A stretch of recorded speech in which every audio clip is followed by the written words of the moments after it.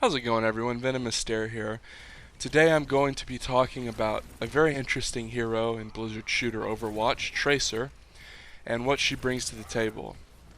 So a lot of people kind of view Tracer in this assassin slash pure kills and DPS type role, but I think she can kind of be used in an alternative sense, and I'm going to talk about that at length today over this short gameplay.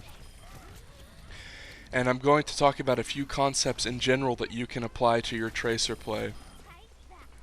So let's jump right into it. First of all, let's just establish a theoretical team comp. Theoretically, you want to have one healer for sure, and then maybe a hybrid support character, a tank or two, maybe utility, and then a couple DPS. That's just the general kind of framework. Well, I think Tracer has a spot in an alternative role, which is that of an agitator, is what I like to call it. Which, if you're familiar with hockey, an agitator is a player who pisses off the other team and tries to antagonize them into penalties. Yeah, we're on fire. So the way an antagonizer, in my eyes, in the sense of the analogy works within Overwatch, is the antagonizer irritates the other team, not necessarily by killing them over and over, but by constantly being a pest in some way, whether that's through utility abilities or sheer damage or some sort of, I already said utility thing, but damage or reconnaissance even. And what I mean by that is, if you notice, I haven't died yet here on Tracer, and I'm not going to die. And that's because I know that being obnoxious for the other team and flanking them and becoming an issue in their head is more important than finishing kills necessarily, because I have faith in my team to finish kills as long as I put a lot of damage forward, but it's more important for me to stay alive and then just go back in a few more seconds than it is to take a risk, a high risk, and risk dying, especially when you're jumping into teams of people. On Tracer, usually you just have about enough time to dash in, unload all of your ammo, and then get back out. That's what you should be aiming to do on Tracer. You don't want to get into extended gunfights on Tracer. Obviously, certain champions notwithstanding, you can go toe-to-toe with Mercy all day. But with Tracer, you don't really want to get into these extended gunfights where you don't abuse your mobility.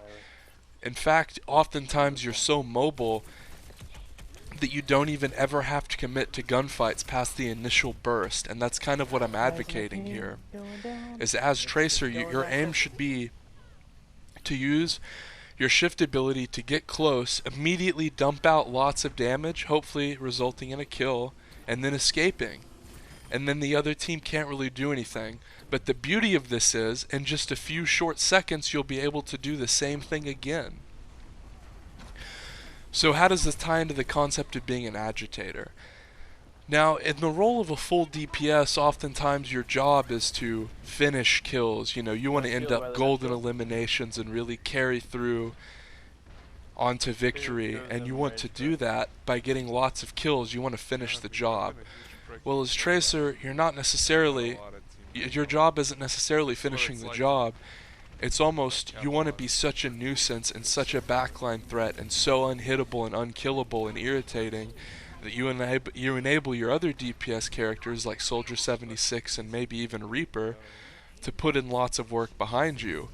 And it's almost as though your contribution through being a nuisance was greater than that of final blows for damage, because your role within the team on Tracer, whenever you have an appropriate team composition, and what I mean by that is a very good other DPS threat like 76 and then one other, as opposed to just the one.